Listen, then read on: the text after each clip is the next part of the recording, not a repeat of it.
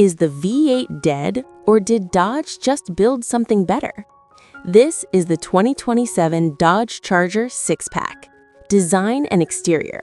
The Sixpack sheds the electric Daytona's R-wing for a traditional hood, yet retains the wide-body stance that defines modern muscle.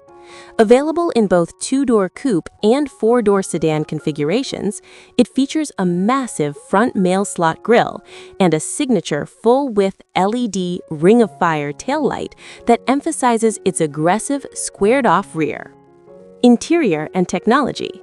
The cockpit is a tech-heavy sanctuary featuring a 12.3-inch central touchscreen running Uconnect 5.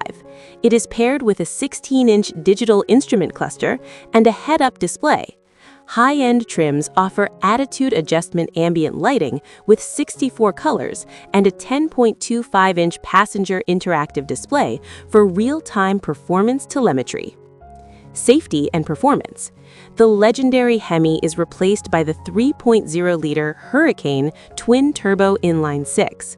The standard output, SO, delivers 420 horsepower, while the high-output, HO, Scat Pack, screams with 550 horsepower and 531 pound-feet of torque.